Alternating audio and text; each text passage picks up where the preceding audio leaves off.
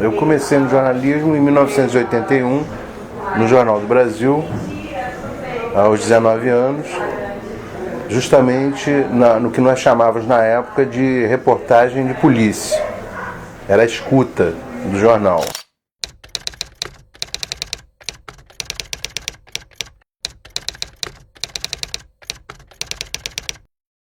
Historicamente, a reportagem de polícia, na qual a escuta está incluída, sempre foi considerada uma escola do jornalismo. Muitos grandes jornalistas passaram, por essa escola da reportagem de polícia. Por que eu considero ela importante? Porque é a área sensível que é mais difícil você conseguir apurar alguma coisa.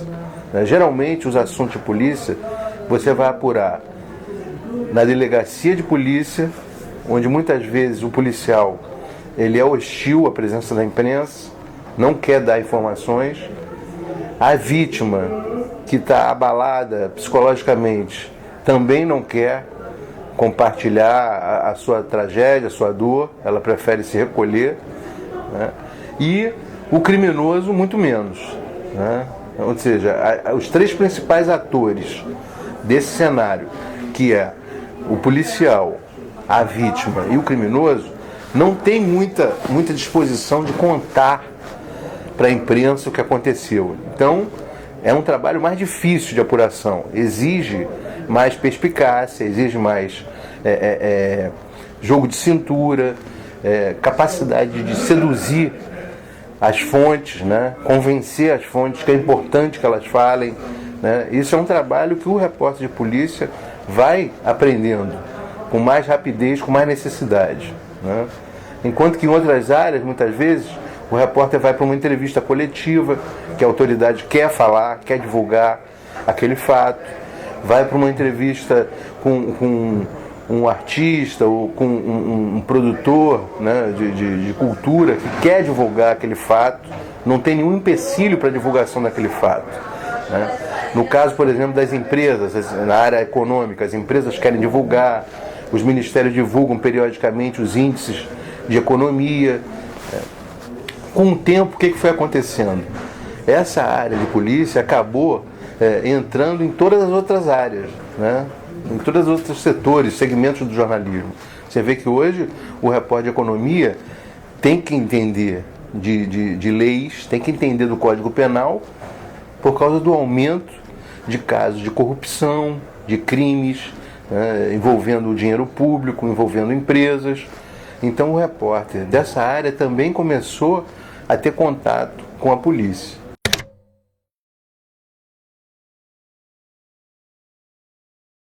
O que existe hoje é que a reportagem de polícia passou por muitas transformações.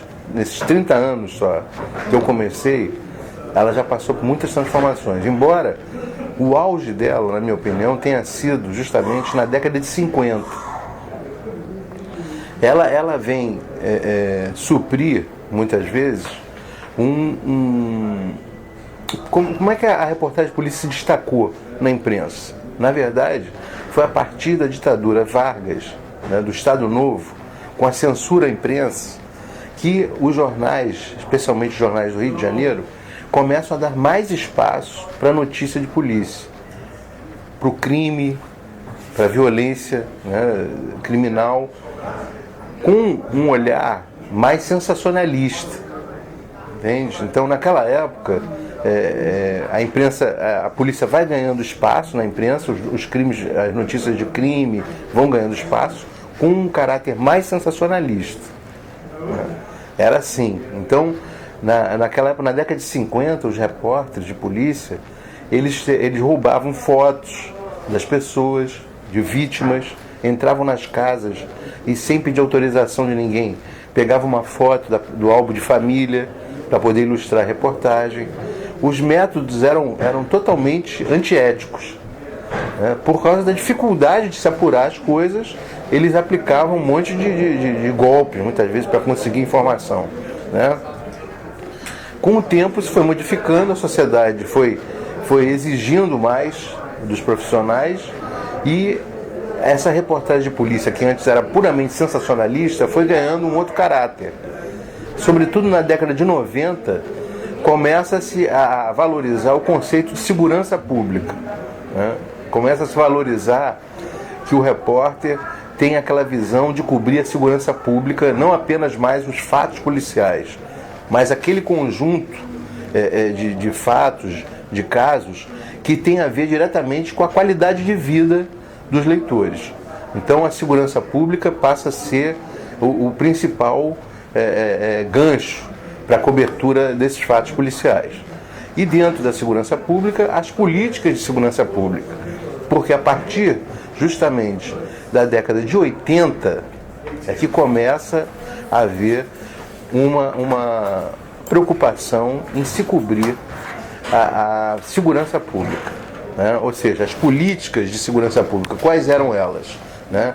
E o público também começa a questionar bastante isso, né? O que os governos estão fazendo para conter a criminalidade, né?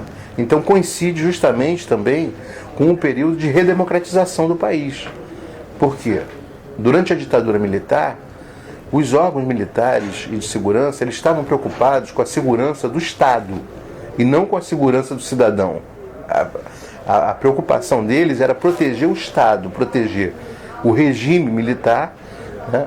Combater a subversão armada, aqueles que estavam na luta armada. Então a segurança foi voltada para isso. Por isso que a PM, que era uma polícia que ficava quartelada, ficava dentro dos quartéis, começou a ir para a rua, a partir de 67, de 1967, ou seja, 3 anos depois do golpe, a polícia militar é jogada na rua, sem preparo, e até hoje, né, quase mais de 50 anos depois, a gente sofre as consequências de uma polícia militar que foi para as ruas despreparada, sem nenhuma capacitação, sem nenhuma preocupação com os direitos humanos, com os direitos civis dos cidadãos, mas exclusivamente voltada para proteger o Estado.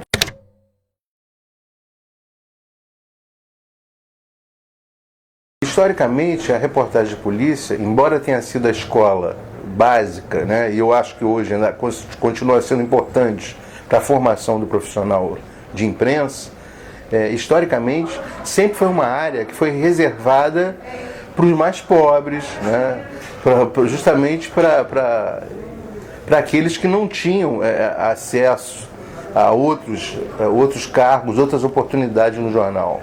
Então os mais pobres, que vinham de classes mais baixas, quando entravam na redação, entravam geralmente por esse setor, né?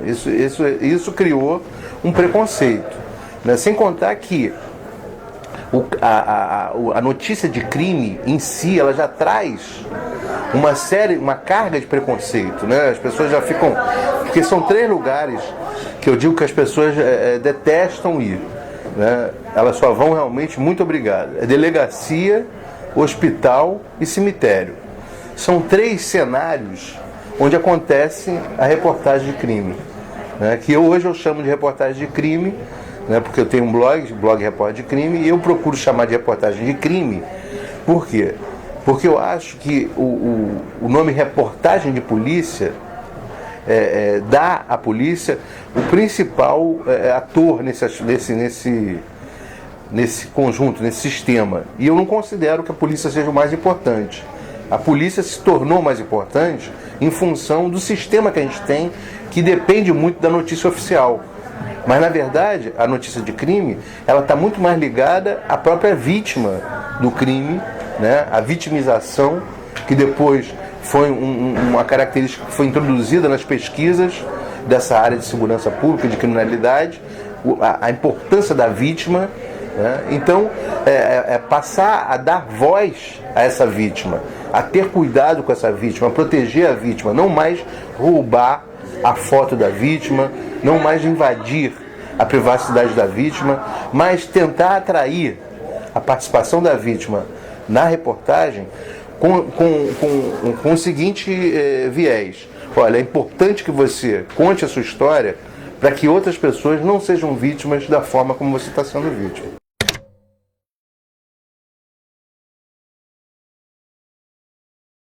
Em tese, todo crime deveria ser notícia, na minha opinião. Só que são vários fatores que separam aquele crime que permanece invisível do crime que ganha visibilidade. O principal fator é o interesse por aquela notícia, né? O principal fator é esse, de acordo com o público leitor de cada veículo. Hoje está muito segmentado isso, né? Cada veículo tem seu público leitor, trabalha o seu público leitor, então ele vai publicar notícias de acordo com o interesse desse público, né? Isso é reflexo, é consequência da sociedade, né, que nós vivemos, cada vez mais segmentada do ponto de vista do mercado. O mercado tem uma forte influência sobre o que cada veículo vai divulgar. Os veículos que atingem as classes mais altas, obviamente, eles vão mostrar aqueles crimes que estão colocando em risco essas classes mais altas.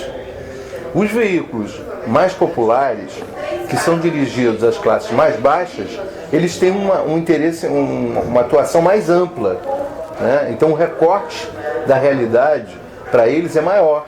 Eles vão mostrar crimes que estão atingindo também as classes populares, né?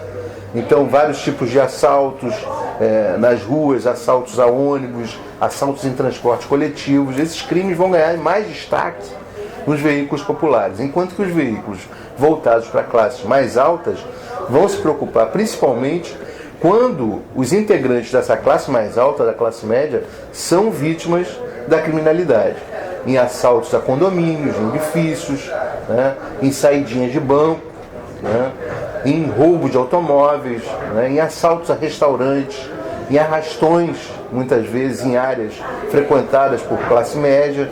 Então, hoje, a classe do cidadão é que está determinando o interesse por aquela notícia de acordo com cada veículo.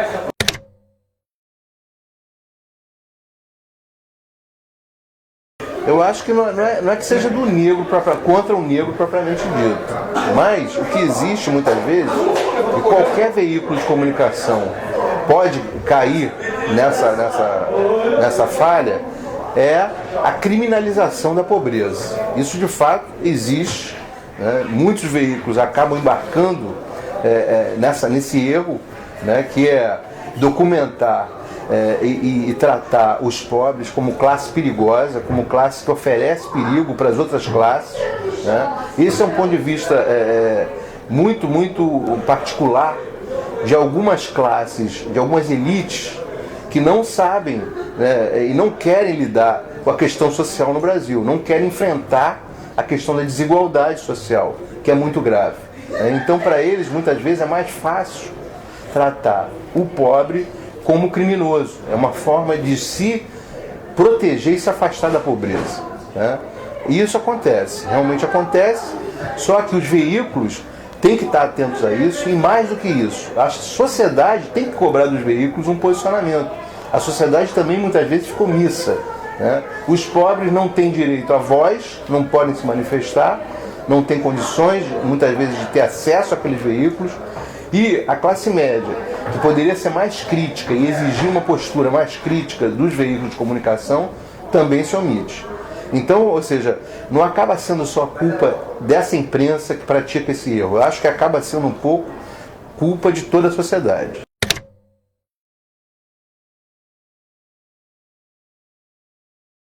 Frequentemente, a imprensa, lamentavelmente, com toda a evolução que houve na imprensa, e principalmente nessa área de segurança pública, a imprensa ainda é muito dependente da notícia oficial. Uma pesquisa feita pelo Núcleo de Estudos de Segurança e Cidadania da Universidade Cândido Mendes constatou, há mais ou menos uns 5 anos, um alto nível de notícias, uma alta quantidade de notícias dependentes da polícia como fonte oficial, né?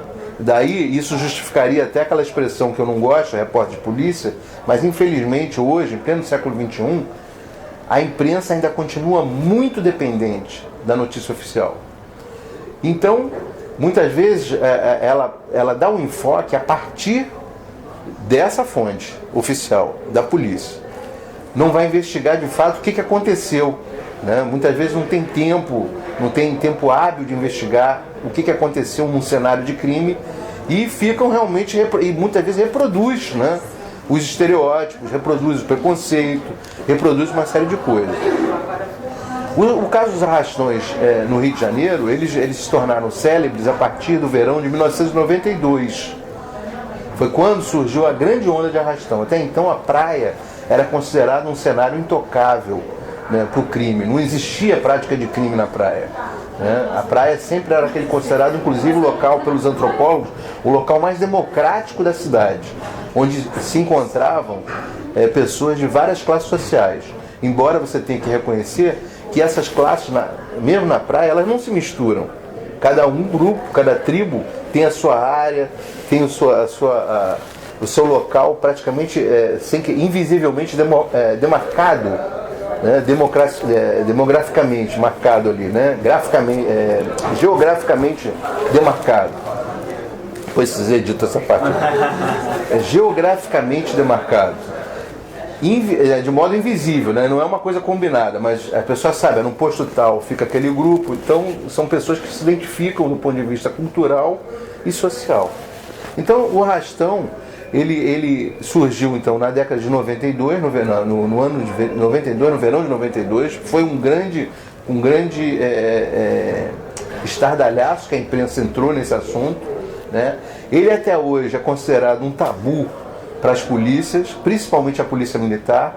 Se você verificar o discurso da polícia militar, da assessoria da polícia militar, eles quase nunca admitem que houve um arrastão, eles sempre preferem esconder, não usar essa palavra, né? A palavra ficou um pouco maldita para a polícia. Por quê?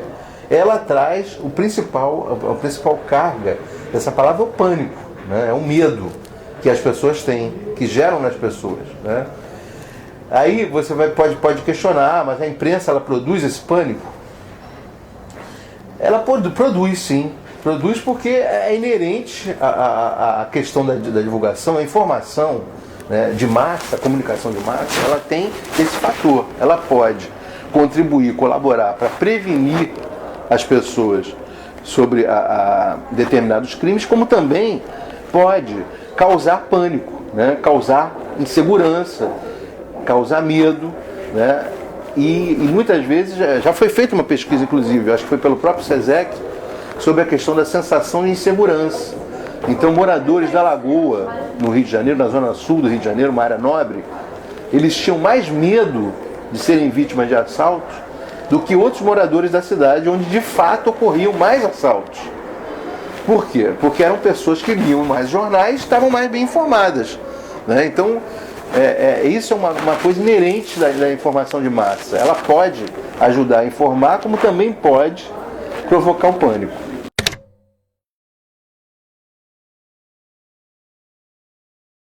Eu diria que 3 fatores marcaram mais a cobertura policial, a cobertura de crime nesses últimos 30 anos. Primeiro, as ondas de assaltos que vêm e voltam, né? Como arrastão, tem assaltos a ônibus que vêm e voltam. Falta uma política de fato de segurança eficaz, uma política pública que consiga deter a criminalidade. Então ela se torna muito volátil, né? As estatísticas se tornam muito voláteis, e então a questão dos assaltos. Outra questão também que ajudou a aumentar essa sensação de insegurança foi o aumento do tráfico de drogas em comunidades pobres, né? Gerando praticamente 2 crimes graves, né? A bala perdida, né? Que é uma expressão que surgiu no Rio de Janeiro, né? Que as pessoas em outros idiomas é difícil entender como é que pode existir uma bala perdida, né? Mas existe essa expressão, ela foi lançada pela imprensa como aquela situação em que, durante um confronto armado, uma pessoa que não tem participação nenhuma no confronto acaba sendo vítima de um disparo de arma de fogo. Isso é conhecido como bala perdida. Outra situação que o tráfico produz, né, é, de fato, o domínio do território dessas áreas, onde ninguém que não seja morador pode entrar livremente. São áreas que se transformaram em guetos, né, fechados, onde os traficantes têm controle absoluto desse lugar e ninguém entra lá, né? Ninguém pode entrar. Muitas vezes essa comunidade fica sofrendo a falta de serviços públicos porque o tráfico controla de forma absurda essas áreas e não permite a entrada desses servidores públicos. A partir do final de 2008, vai surgir então o fenômeno, né, das unidades de polícia pacificadoras, UPPs, que foi uma política pública do governo Cabral, mas ela não é inédita, ela já vem surgindo na cidade desde a década de 60. Né? Antigamente eram os DPOs, Destacamento de Policiamento Ostensivo, da Polícia Militar, que foram colocados na favela, no morro, também como forma de controle social. Mas depois, antes da própria PP, surgiu o GEPAI, que é o Grupamento Especial de Polícias e Atividades Especiais, que tinha a finalidade de reduzir o tráfico. Conseguiu de alguma forma, mas não eliminou com o tráfico. E as UPPs, dessa vez, entraram dizendo que iam acabar com o tráfico, não acabaram com o tráfico, de fato reduziram o número de mortes violentas, né, o número de homicídios foi reduzido em muitas dessas áreas, o que representou um ganho de qualidade de vida para esses moradores. Mas não acabou com o tráfico e, em alguns casos, sequer conseguiu retomar o território dos traficantes. Os traficantes continuam lá em algumas áreas, não mais com fuzis, mas continuam dominando o território. A questão do Tim Lopes é a que eu considero que é a morte do Tim Lopes numa favela, no complexo da Penha, né, na favela de Vila Cruzeiro, em 2002. Né, Tim Lopes estava fazendo uma reportagem lá sobre o baile funk, sobre a relação do baile funk com o tráfico. Ele passou a ir para essa favela diariamente, fazendo matéria, mas ele estava lá disfarçado, ele não estava como repórter, e isso colocou ele em risco. Tão grande foi o risco que em 2002 ele foi descoberto com uma câmera escondida, foi julgado pelos traficantes, condenado, torturado e morto, e só restou dele uma costela. Isso traumatizou bastante os jornalistas, porque o Tim Lopes era uma pessoa muito querida, era um grande profissional de imprensa, mas era também uma pessoa muito querida pelos jornalistas, pelos seus colegas e pelas fontes também com quem ele conviveu. Então a gente ficou muito chocado com esse crime, né? Ele ficou desaparecido praticamente um mês, sem ninguém ter notícia, e a sociedade e os jornalistas cobrando da polícia e das autoridades providências, até que encontraram essa costela. E ele foi vítima, ele foi morto no micro-ondas do tráfico, né? Que a pessoa, são colocados pneus e ateado fogo, a pessoa praticamente viva, depois de submetida a muitas torturas. E esse crime foi, a meu ver, um divisor de águas. Por quê? Primeiro porque ele tirou uma certa inocência que a imprensa ainda tinha, de que o bandido, de que o traficante na favela, ele era uma vítima do sistema, né? A imprensa ainda tinha essa inocência, e essa reportagem, esse caso de Tim Lopes, ele acabou de vez com isso. Nós passamos a ver os traficantes como criminosos, assassinos cruéis, que até então a gente não tinha despertado para essa realidade. Embora, durante todo aquele tempo, eles já vinham demonstrando isso com outras pessoas. Com moradores das favelas, com pessoas que deviam ao tráfico, deviam dinheiro ao tráfico, né? Com quem eles consideravam X9, informantes, eles tratavam dessa forma cruel, e a imprensa não tinha necessariamente se dado conta disso. Com a morte de Tim Lopes, então, caiu esse véu, digamos assim, e nós sofremos muito com isso. E, no primeiro momento, a reação da imprensa foi se afastar das comunidades, não cobrir mais nada nas comunidades, né? O que depois, obviamente, a gente viu que era inviável, porque a favela faz parte da cidade e ela precisa ser coberta, né? Precisa ser acompanhada. Eu acho que uma das grandes vitórias, apesar de todos os problemas que a UPP tem, uma das grandes vitórias da UPP foi entrar numa área como a do Alemão, onde o Tim Lopes foi morto, e eu fui lá nessa área já dominada pela polícia. Então a área, de fato, esse território foi retomado. Eu acho que foi simbólico esse momento, né? Foi simbólico.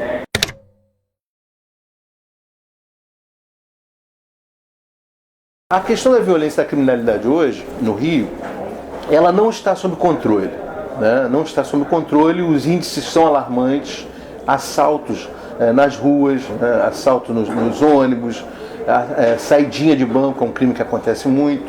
Por quê? Eu acho que o principal fator, com toda a UPP, que deu certo numa parte, primeiro que o trabalho é muito longo, muito grande, né? A situação de criminalidade no Rio, ela já vem crescendo desde a década de 70, são 40 anos. Primeiro durante a ditadura militar, que não cuidou desse problema porque estava preocupado com a questão da segurança de Estado, como eu falei antes. Segundo, porque no decorrer do tempo, com a falta de fiscalização, com a falta de controle das polícias, foi crescendo muito a corrupção. A corrupção policial hoje no Rio de Janeiro é, a meu ver, um dos principais fatores da falta de controle do poder público sobre a criminalidade. Porque em muitos desses crimes tem sempre um policial militar, um policial civil, um agente penitenciário envolvidos. Então é muito difícil combater um crime quando os próprios agentes estão envolvidos com aquele crime. É preciso ter instrumentos fortes de controle dessa polícia. Ou seja, corregedorias rigorosas, corregedorias firmes, pessoas corajosas, porque eles ameaçam as pessoas, ameaçam não só o morador, mas ameaçam muitas vezes o policial que quer trabalhar direito, quer ser um policial honesto. Um policial que está num grupo desses, que não quer ganhar dinheiro, que quer ser honesto, ele é ameaçado. Olha, você ganha dinheiro ou você vai morrer, então sai daqui, porque você está sabendo um monte de coisa, entendeu? Então o sistema é muito complexo, muito difícil de controlar. Seria preciso um golpe duro nesses criminosos. E essa corrupção cresceu tanto nas polícias do Rio de Janeiro que, a partir já da década do final da década de 90, começa a aparecer um novo fenômeno que agravou ainda mais a situação, que são as milícias, que são grupos armados ilegalmente, formados por policiais e ex-policiais, que atuam nessas comunidades pobres. E num momento inicial, muitos moradores até acharam bacana a ação deles, porque eles chegavam lá ocupando o lugar do tráfico. Só que depois se comprovou que a ação deles era tão nefasta quanto a do tráfico, tão violenta, tão criminosa, a tal ponto que uma jornalista do jornal O Dia, uma equipe do jornal O Dia, foi sequestrada, foi torturada, barbaramente torturada, por uma dessas milícias na favela do Batã, na zona oeste da cidade do Rio de Janeiro. O conceito de crime organizado hoje ele já está definido juridicamente, né? Que são pessoas que se reúnem, né? Que antigamente era tratado simplesmente como formação de quadrilha, né? Hoje elas se reúnem com métodos mais sofisticados, com a presença de advogados, com algumas características, né? com braços em várias áreas empresariais, inclusive. Então o conceito de crime organizado ganhou até uma coisa mais jurídica, hoje em dia. Só que o crime realmente é organizado, eu acredito, quando tem recursos financeiros para corromper autoridades, até juízes podem ser corrompidos, e também quando é um crime que tem a presença de advogados que orientam os criminosos como lidar com as situações. A partir daí eu acho que o crime é organizado sim. E isso pode ser encontrado tanto numa quadrilha, uma pequena quadrilha de assaltantes de banco, como num grande grupo que pratica crimes de colarinho branco. Isso também é crime organizado, né? Só que na cabeça das pessoas, de modo geral, o crime organizado é visto como aquele crime organizado que produz violência física, né? Não apenas a questão do crime por si, ou seja, do desrespeito ao Código Penal. Mas eu acho que o crime organizado ele pode estar em todos esses grupos, tanto grupos armados, ilegalmente armados, como uma milícia, até aqueles grupos que não têm armas, né? Mas que também praticam crimes graves contra o poder público, contra o dinheiro público, né? E contra a sociedade. Muitas vezes um crime de corrupção, que a princípio você não vê nenhum risco físico a ninguém, ele acaba matando pessoas. Quando o dinheiro público é desviado, né, o dinheiro que devia ir para uma escola, que devia ir para um hospital, pessoas morrem na fila de hospital, esse crime está produzindo morte também, né, de uma outra forma, não daquela forma violenta e imediata que a gente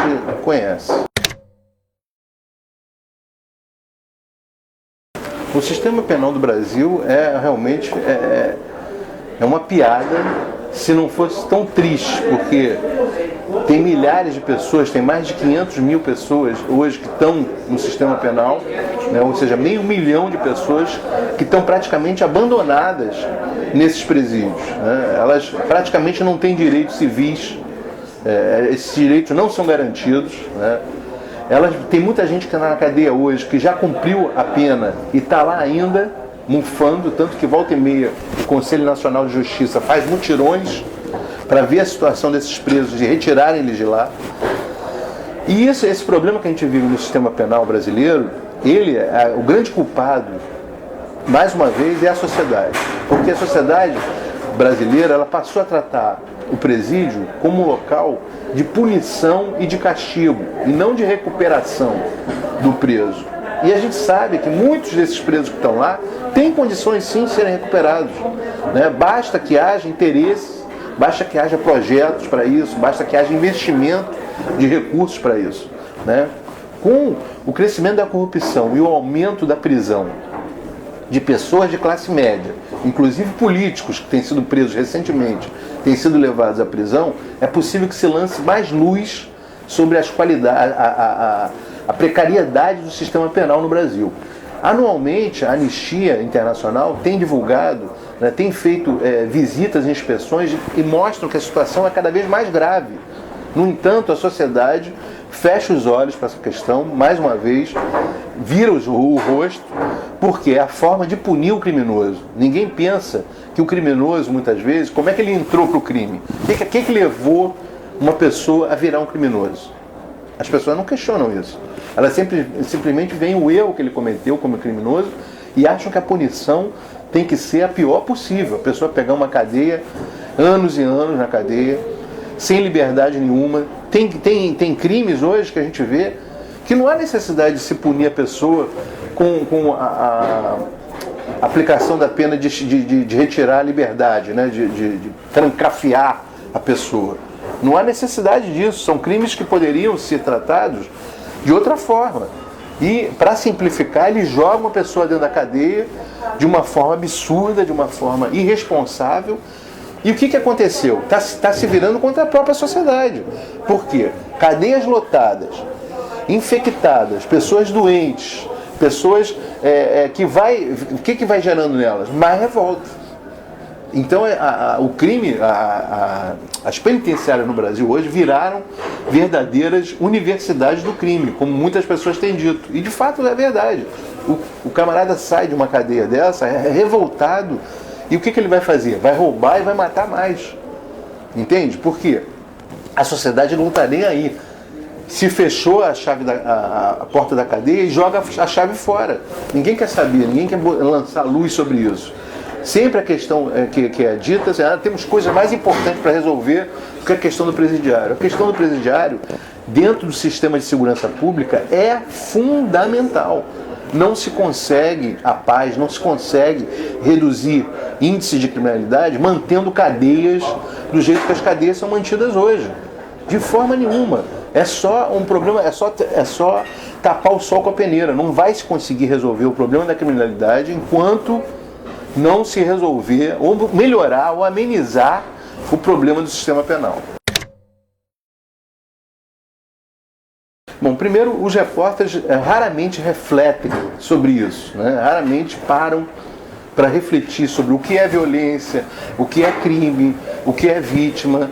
Por quê? Na nossa escola, na nossa formação, a gente vai para campo, vai apurar. Esse é um trabalho que a gente deixa para os cientistas sociais, né? Para eles investigarem o que é isso, né? Na minha concepção, a violência se resume numa frase: não fazer ao outro aquilo que você não gostaria que fizessem contra você. Isso resume tudo, porque não é só a violência física, mas é a violência verbal, é a violência moral, né? O assédio moral, tudo isso é violência, né? Mas só que a violência que vai ganhar visibilidade, que vai ganhar as páginas do jornal, que vai ganhar os telejornais, é aquela violência explícita, né? A violência mais clara, né? Que é a violência física, né? Seja na forma da agressão física, a violência armada por meio dos disparos de arma de fogo, né? Que é uma coisa também preocupante no Brasil. Hoje, o Brasil tem por ano cerca de 50 mil homicídios, né? Um índice alto no mundo, né? Não me recordo agora qual o índice por 100 homicídios, mas vocês podem pesquisar, vocês vão ver que é alto. O Brasil, um país que está num nível que está da gente, educacional e tal, social, o IDH do Brasil melhorou muito, mas o índice de homicídio por 100 mil habitantes não melhorou. Continua muito alto, né? Fruto de várias coisas, né, que a gente falou aqui. Falta de políticas públicas, falta de educação da sociedade, né, falta de preparo dos cidadãos. Muitas vezes as pessoas querem resolver as coisas de forma na base da violência mesmo, no trânsito. A gente tem que estar cansado de ver isso, né? As pessoas recorrem à violência por quê? Porque elas não têm educação, não têm cultura, não têm informação. Elas acham que tudo pode ser resolvido na base da violência.